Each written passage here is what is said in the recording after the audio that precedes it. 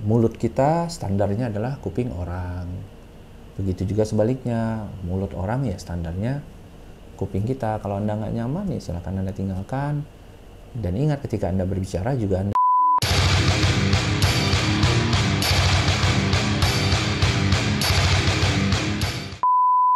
saya pakai baju hitam bukan berarti berkabung. Tapi cuma ada ini di motor. Assalamualaikum warahmatullahi wabarakatuh. Hari ini kita agak swag dikit ya, sambil ngerokok. Kata produser saya nggak apa-apalah katanya. Ini bukan ingin mempromosikan rokok ya, tidak. Tapi karena kita berpikir terlalu keras ya. Kadang-kadang kerja keras kita tidak dihargai, bro. Pakai itu. Oh, karena tidak selalu yang keras itu dianggap.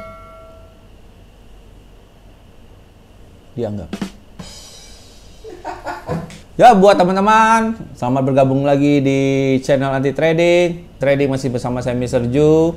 Di bulan-bulan November, Desember ini di akhir tahun semuanya mumet ya. Gimana caranya untuk mengambil bonus yang belum turun-turun juga.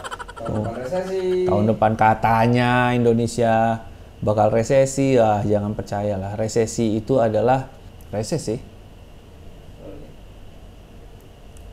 Emang resesi dia.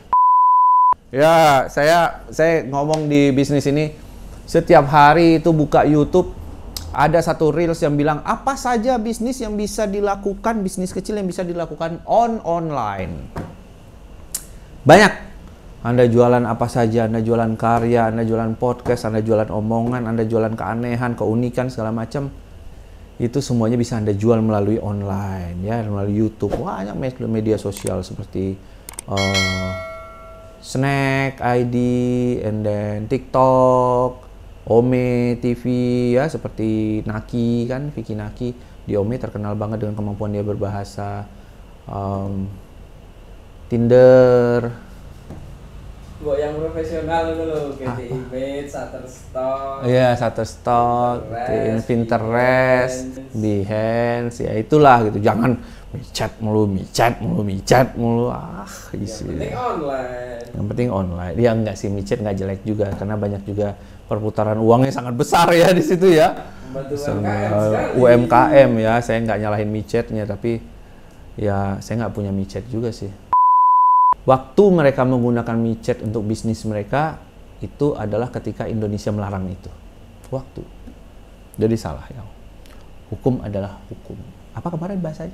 Tonton video kita sebelumnya lah. Ada bahasa Belandanya di situ ya. Praktis van de wet. Apa kata undang-undang? Itulah hukumnya. Nah, saking banyaknya media promo di media sosial sekarang, orang bisa jualan apa saja, semuanya mempunyai satu basic segmen. Apa itu? Komunikasi. Itu yang kita bahas ya. Karena ini saya dapatkan juga sewaktu kemarin pelatihan ya kemarin. Yaitu komunikasi yang efektif. Ini oleh Ibu Rita ya, kalau tidak salah ya, dari Bapepti ya, kalau tidak salah ya. Ini kita sumbernya ada di Panitia Kompetensi Perdagangan Berjangka Komoditi dalam menghadapi ujian profesi calon wakil pialang berjangka. Ini pokok bahasan yang di-share boleh ya buat Anda para marketing dan para trader-trader yang ingin mencari bisnis di sini sebagai pelaku pasar. Anda perlu komunikasi yang sangat-sangat bagus ya. Terutama kalau dalam aspek kehidupan juga bagus loh Anda menggunakan komunikasi ini, sehingga kita agak keluar dari track dulu ya, nggak apa-apa ya. Karena kan kita akan JTS, Jogja Trading School juga akan buka kelas gaya komunikasi, public speaking, semoga ya. Saya nggak tahu itu izinnya keluar kapan. Tapi ya nanti kita akan cobalah segmen itu. Semuanya kita training lah semuanya. Apa aja Anda butuh training apa, kita training pokoknya di situ ya. Tapi sementara ya trading forex dulu ya. Trading online dulu yang kita training. Sisanya Anda mau training apa kayak gitu, mau pakai motor atau mau sepeda, mau renang juga kita ada ya nanti ya. Nanti kita akan ada segmen itu. Pertama, aspek dalam gaya komunikasi. Nah, ada banyak gaya-gaya komunikasi. Yang pertama adalah dominan. Orang yang berkomunikasi yang dianggap dominan adalah komunikator yang dominan dalam berinteraksi cenderung ingin menguasai pembicaraan. Dia seolah-olah tahu semuanya. Dia pengen ngomong aja tanpa mau mendengar. Nah, ini kebanyakan orang-orang yang menjadi diktator. Motivator nggak juga ya, dua arah ya. Nah, orang-orang yang dominan, ada kan teman-teman yang dimana perkumpulan Anda ada orang pengen ngomong aja, giliran kita yang ngomong dia ngelengos gitu kan, ada kan yang kayak gitu kan. Jadi kalau sama dia ya Anda sediakan kuping aja, jangan sediain kopi ya, karena dia cuma butuh didengar, tidak untuk dipahamin. Asik banget ya. Yang kedua adalah yang dramatik. Wah. Dalam hal berkomunikasi ini orang cenderung berlebihan. Menggunakan hal-hal yang mengandung kiasan, metafora, cerita, fantasi, dan permainan suara. Biasa ini para pencerita ada kan ya yang teman-teman kita yang kalau ngomong sebenarnya dalam bahasa yang biasa aja, kalau orang se-emosi apapun, orang dalam kondisi mood yang tidak baik apapun, umpamanya kayak Nandin lagi kelihatan mukanya kusut gitu kan. Terus wah ada apa nih gitu kan. Lagi sensi, tapi ya namanya teman peduli kan. Din, kenapa Din? Nah, kalau Nandin ini orangnya yang biasa aja gitu, tidak berlebihan, maka dia akan bilang, udahlah nggak usah nanya, itu normal. Orang yang berlebihan biasanya yang ditanya, Din kenapa Din? Kamu nenye. Itu orang yang berlebihan lah ya, kayak ngomong kalau kita di Jogja ini, wah kemarin aku ketemu orang banyak banget, ya banyak aja banyak gitu, banyak gitu kan. Tapi kadang-kadang bahasa itu banyak banget. Buaya. Nah, itu bahasa ya. Jadi kita ingin menunjukkan penekanannya ada di situ. Nah, ini orang yang dramatik biasanya menggunakan hal-hal seperti itu, penekanan pada hal-hal yang berlebihan. Yang ketiga adalah animated ekspresif. Ini orang yang ekspresif, baik melalui kontak mata gitu kan. Atau menggunakan bahasa-bahasa ekspresi wajah dan gerak badan. Seperti Anda lihat beberapa tokoh-tokoh terkenal biasanya kalau ngobrol kan tangannya yang tanpa sadar dia begini gitu kan. Ada yang menggunakan matanya gitu kan, ada yang menggunakan lidahnya. Enggak ada ya? Ada ya? Ada. Ya, itu tidak dalam berkomunikasi ya. Lidah saya selalu di dalam ya. Udah lama ya nggak dipakai lidahnya untuk ngobrol ya, karena jarang itu ya ngajar ya. Itu ya animated ekspresif, jadi orang ekspresif biasanya ya, ada kan teman-teman yang kayak gitu kan ya, kalau bicara tuh matanya berbicara gitu kan, ada yang seperti itu. Nah ini disesuaikan aja sama audiensnya Anda. Kadang-kadang kita butuh hal yang kayak gitu untuk menekankan bahwa kondisinya seperti ini, tapi jangan yang terlalu berlebihan juga gitu. Jadi kadang-kadang orang ngeliat nih orang cacingan apa gimana sih matanya begitu-gitu amat gitu umpamanya. Jadi yang normal-normal aja ya. Tapi it's okay lah kalau Anda termasuk orang golongan yang ekspresif. Kemudian yang keempat adalah open. Open artinya terbuka. Open. Ya, bukan tempat masak ya. Komunikator adalah orang yang bersikap open.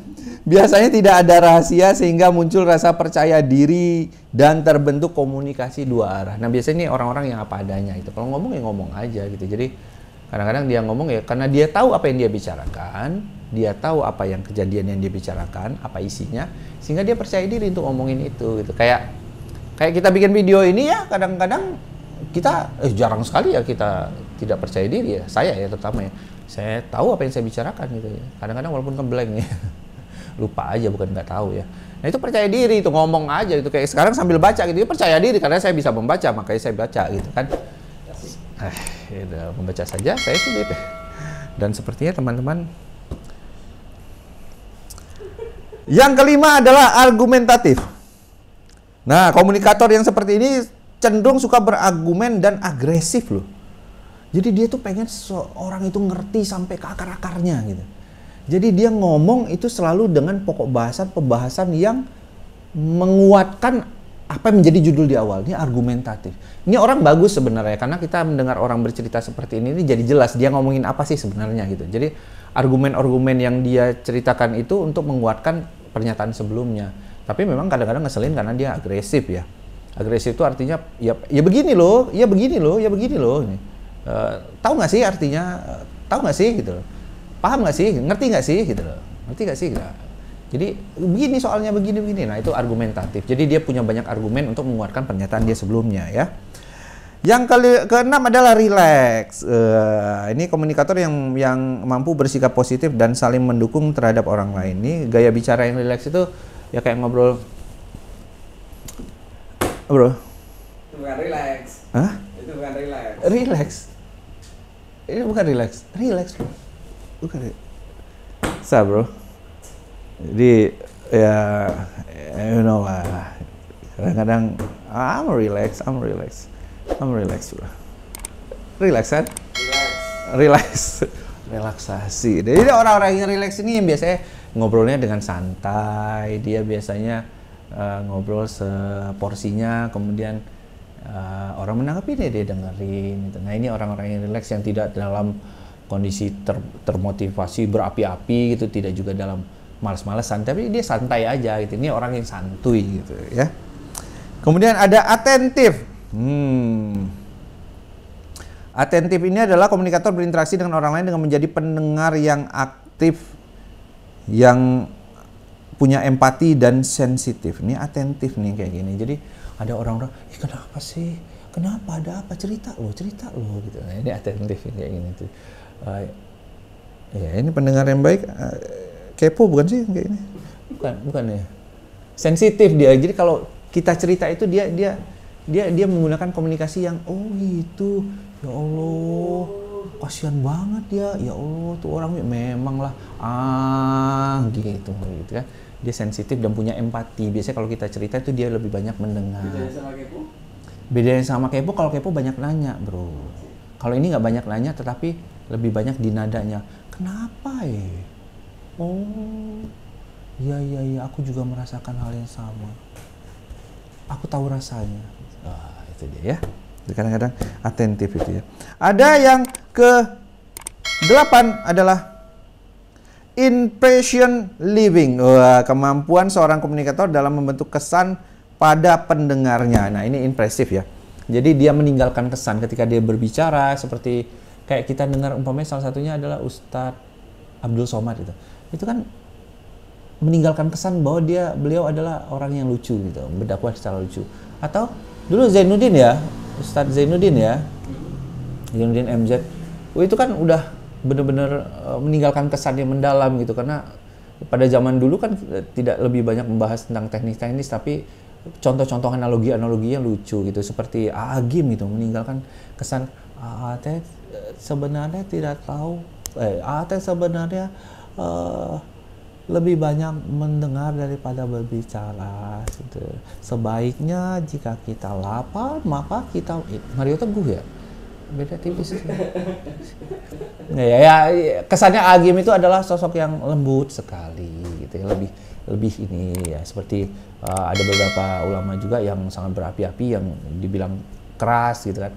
Nah, atau motivator-motivator lain yang ketika dia meledak-ledak. Nah, ini beberapa komunikator, motivator, pembicara itu yang meninggalkan kesan itu disebut dengan impression living gitu. Seperti teman-teman kita ada yang kayak gitu ya, sehingga ketika dia sudah pergi kitanya ngomong, masam nih orang nih ngomong nih mencak-mencak, suaranya sampai kemana-mana. Nah itu kesan yang ditampilkan, itu kesan yang tinggalkan ya. Jadi tergantung Anda mau berkomunikasi seperti apa, meninggalkan kesannya seperti apa, sehingga nempel gitu. Semoga kesan yang itu yang ditinggalkan adalah kesan yang baik. Ya. Yang terakhir adalah friendly. Nah, ini komunikator yang bersikap ramah dan sopan saat sedang menyampaikan pesan kepada lawan bicaranya. Lebih friendly gitu. Lebih friendly, jadi lebih nggak ada jarak gitu. Jadi kayak ngomong sama dia ini enak aja gitu. Dan dia ngomong sama kita ini kayaknya ya sebagai teman aja. Jadi solusi yang dia kasih pun ya bisa kita terima. Solusi yang kita ini juga kadang-kadang dia terima gitu. Ada hal-hal yang seperti itulah ya. Gitu ya. Jadi ini adalah gaya komunikasi yang bisa Anda terapkan di bisnis ini buat para marketing dan wakil pialang, juga buat para leader-leader ataupun para klien-klien. Anda juga punya komunikasi yang bagus kok. Tergantung bagaimana Anda menyampaikannya gitu. Dan buat para marketing juga harus dipahamin ya, bahwa klien semua beda-beda gitu, isi kepala beda, background beda, karakter beda. Jadi Buat orang yang mungkin di Sumatera Utara akan ngomong dengan tat gitu ya. Ada orang yang dari tanah Jawa ya mungkin akan sedikit lebih halus dan menjaga, lebih tertata gitu. Buat orang yang dari timur mungkin akan lebih ngegas gitu ya. Itu Anda harus pahamin itu. Jadi gaya komunikasi ini jangan menjadikan diri pribadi sebagai standar. No, tidak bisa. Jadi mulut kita standarnya adalah kuping orang. Begitu juga sebaliknya, mulut orang ya standarnya kuping kita. Kalau Anda nggak nyaman, ya silakan Anda tinggalkan. Dan ingat, ketika Anda berbicara juga Anda harus membuat mereka nyaman, sehingga Anda tidak ditinggalkan. Ingat, lebih baik disuruh bicara ketika Anda diam, daripada Anda disuruh diam ketika Anda berbicara.